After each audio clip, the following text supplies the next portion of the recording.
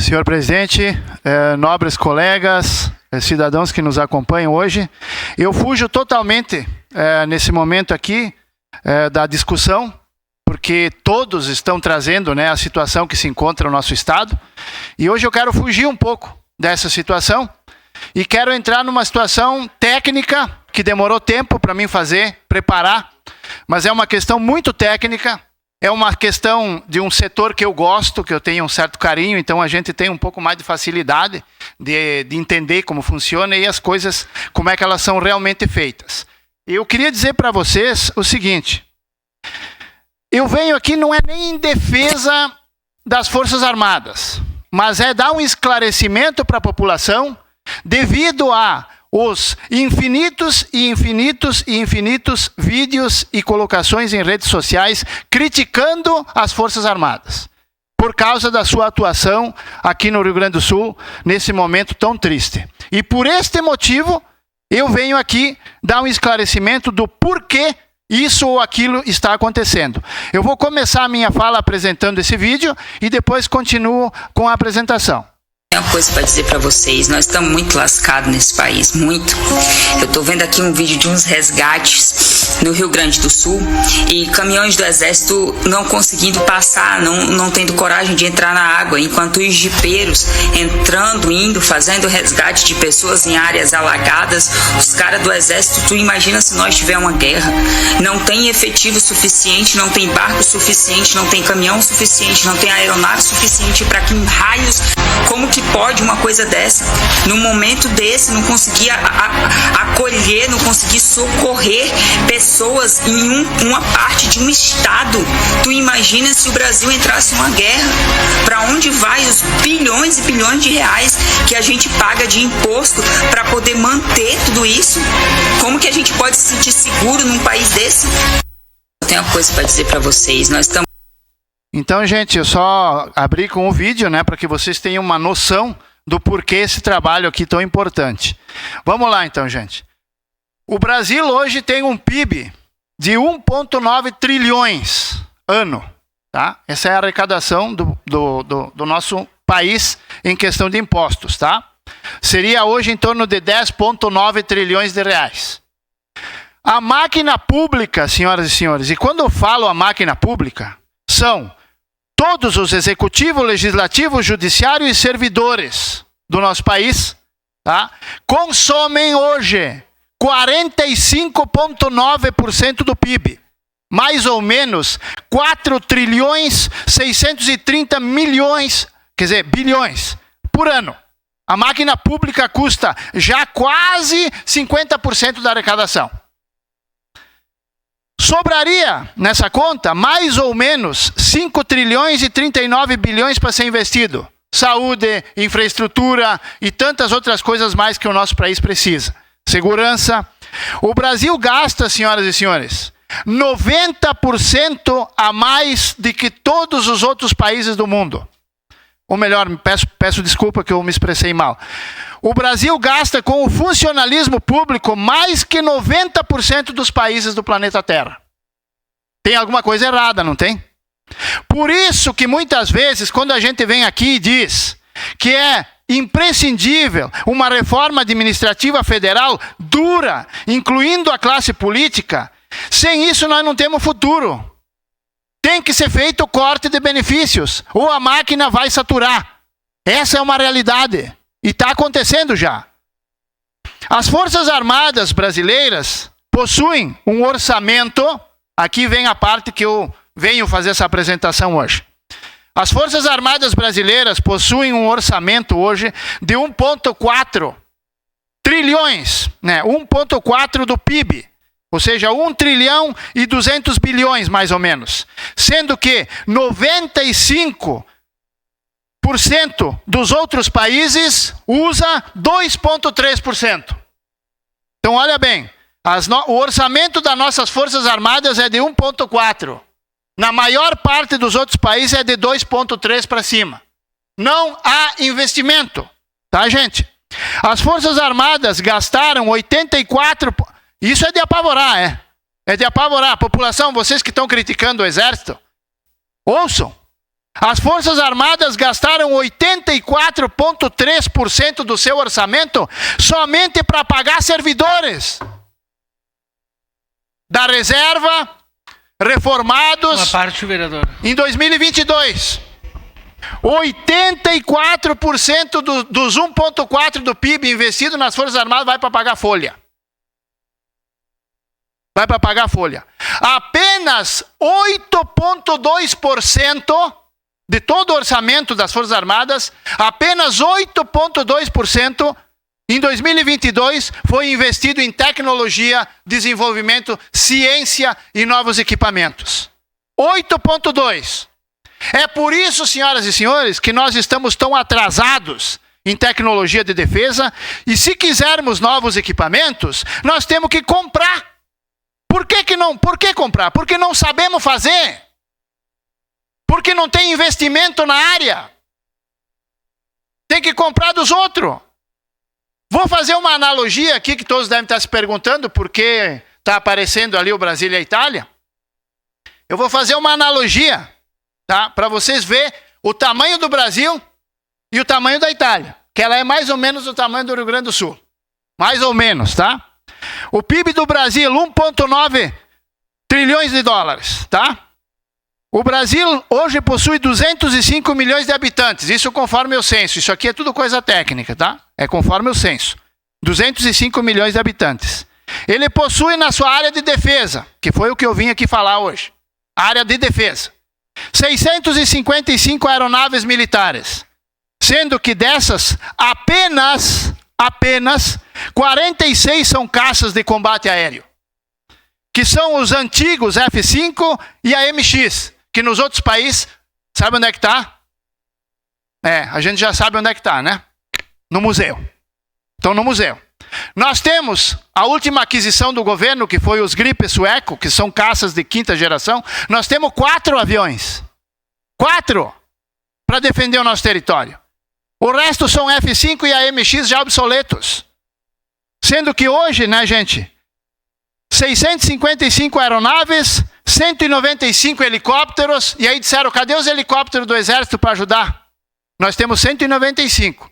As Forças Armadas têm, me parece que veio 20 ou 30, não sei o que eu ouvi falar, me corrijam porque eu não tenho bem certeza, tá? O Brasil tem 195 helicópteros, 41 mil blindados de combate e 112 embarcações. Aí nós vamos para a analogia. A Itália, olha o tamanho da Itália. Olha o tamanho.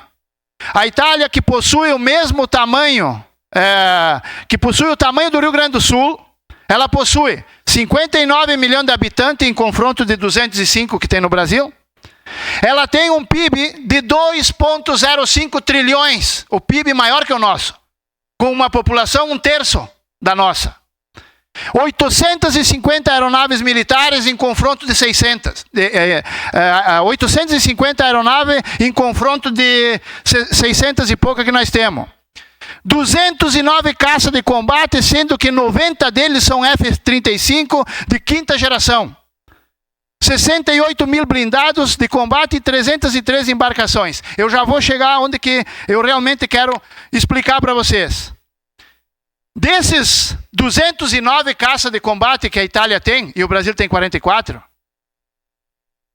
90 desses caças que a Itália tem são o caça F-35 Stealth, que os radares não pegam, que pousa que nem um helicóptero em qualquer quintal, decola como um helicóptero e ataca onde quiser. Olha a tecnologia que os caras têm e olha o tamanho que eles têm. Tá? Aí a gente faz uma outra analogia. A costa marítima da Itália, com as ilhas junto. Engraçado, eu encontrei aqui, vereador Zanquim, uma coisa importante que eu não sabia. A costa italiana tem o mesmo tamanho que a costa brasileira, porque lá tem mar dos dois lados. Então é a mesma medição, 8 mil quilômetros de costa. A costa da Itália, com as ilhas, possui 8 mil quilômetros, e a Itália possui para sua proteção 313 navios militares. 313, o Brasil tem 135, tá? 8 submarinos de ataque e 2 porta-aviões. A costa brasileira possui 8 mil quilômetros também, 134 navios e 5 submarinos a diesel. para proteger o nosso país. A Itália, volto aqui na questão dos aviões, né? A Itália possui, então, 209 caças de combate, 90 F-35 de quinta geração Stealth, o restante são o F-22 Raptor, que também é quase igual, alguns AMX e alguns Harrier. Peço uma declaração de líder, meu líder. Declaração de líder da bancada do PL. Continua com a palavra, vereador. Obrigado, vereador. O Brasil tem 44 aviões de combate, sendo que 4 aviões, só 4, de quinta geração. O restante são tudo de terceira geração. Os F-5, os AMX. E aí, gente, uma coisa importante, que todo mundo defende aqui, a questão da Amazônia. Amazônia. Quem é que protege a nossa Amazônia? Uma parte, vereador. Se possível, lhe passo. Quem protege a Amazônia são os tucanos turbohélice. Os tucanos turbohélice que protegem a Amazônia. Vocês sabiam que se um caça desses, que a Itália tem, passar voando do lado de um tucano, ele não precisa atirar para derrubar ele. Ele cai só com o deslocamento de ar. Não precisa dar tiro. Onde que eu estou querendo chegar, gente? Eu estou querendo chegar que os militares estão fazendo milagre com o investimento que eles estão recebendo. Não tem investimento nas Forças Armadas. Nós estamos obsoletos. Hoje, se o Hamas atacar o Brasil, ganha guerra. Será que o governo não nota o que eles têm de armamento e o que nós temos, com o território que nós temos, com a riqueza que nós temos? Vereador Bressan, o que vai faltar amanhã ou depois no mundo? Alimento, não é isso? Qual é o maior produtor de alimento do mundo? O Brasil. E daí? Eu tenho as armas, ele tem a comida. E aí? Como é que fica? Tu vai me dar a comida ou eu invado? E tu vai te defender com o quê? Com teco-teco a hélice? É isso que tu vai te defender? Contra um jato de última geração que os radar nem pegar não pega? Então nós precisamos de investimento. O tratado da OTAN diz que o mínimo que os países grandes, como o Brasil, tem que ter de investimento é 2% do PIB na defesa aérea. E nós temos 1,4%. E que 84% desse dinheiro vai para pagar uma folha. Vai para pagar cargo. Ao invés de investir. Então eu faço aqui, para concluir, depois passar os apartes, só para ter uma ideia então, né? A Itália investe de 1,6 a 2 do PIB em defesa e tem tudo o que eu mostrei para vocês. O Brasil investe 1,4 e tem o que eu mostrei para vocês. Israel, só para fazer uma analogia, Israel deve caber umas 65 vezes dentro do Brasil. Se não cabe mais, tá? Estou fazendo por cima. Investe 5,3 do PIB em defesa. Por isso que o mundo se volta contra ela, mas ninguém chega lá. Nós precisamos urgente que o governo pense em investimento. E aí, senhoras e senhores, tem um detalhe que vai surgir depois da minha fala. Que vai ter gente que vai dizer, tá, nós temos gente morrendo de fome e tu quer que o governo invista em armamento? Investir em defesa significa investir em ciência, tecnologia, que vai ser transformada lá na frente em máquinas para os hospitais, que vai ser transformada lá na frente num sistema para tornar uma vida melhor para o cidadão. Tudo o que nós temos de tecnologia hoje o cidadão civil tem hoje na rua, já foi militar. Foi criada na área militar com desenvolvimento científico. Eu vejo muitos aqui aplaudir e dizer, tu viu? O cientista brasileiro conseguiu uma descoberta enorme, a cura para não sei o quê, a cirurgia de não sei o quê, mas ele trabalha lá nos Estados Unidos. Ele trabalha lá na França. Ele trabalha na Alemanha, mas ele fez a descoberta. Mas é brasileiro. Mas por que ele está lá? Por que ele não fez a descoberta no Brasil? Porque não teve até hoje um governo que teve interesse em investir em tecnologia. Que teve interesse de abonar esses nossos cientistas para que eles não tenham que ir embora. Para que eles façam as descobertas importantes que nós precisamos na área da saúde, na área da segurança, aqui dentro do nosso país. E não lá fora fazer a descoberta para os outros. Porque é aquele que financia que patenteia a descoberta. Não é o cientista que descobriu. É quem financia que patenteia. Nós não temos investimento com os nossos cientistas, tecnologia, na ciência, desenvolvimento, E tudo isso nasce dentro da área militar. Tudo nasce dentro da área militar. A internet, senhoras e senhores, que todos nós usamos, que os cidadãos usamos, né? Sabe onde surgiu a internet? A internet surgiu na Segunda Guerra Mundial. Era a forma que os americanos tinham para se comunicar com os soldados do outro lado do mundo. Nasceu lá. Hoje, como eles têm um sistema muito superior à internet, eles largaram a internet para o cidadão comum. Que nós achamos que é um troço fantástico. Mas eles têm algo muitas vezes melhor. Então tudo nasce dentro da área militar. Nós precisamos de mais investimento.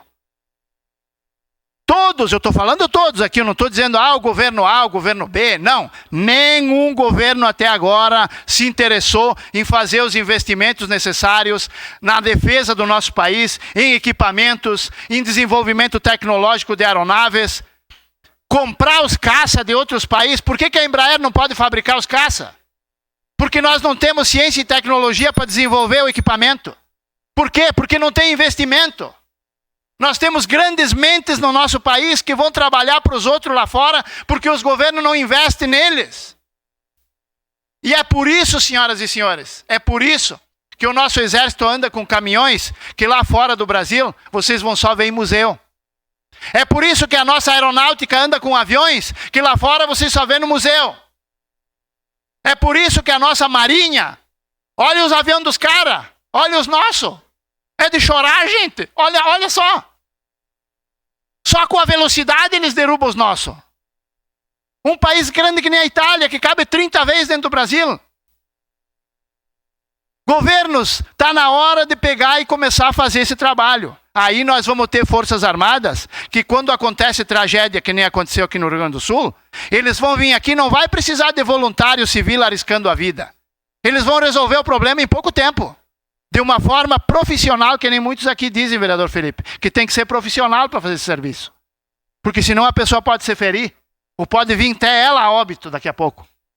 Então era isso, senhoras e senhores, que eu queria apresentar para todos aqueles que hoje estão dizendo, porque as Forças Armadas é uma vergonha.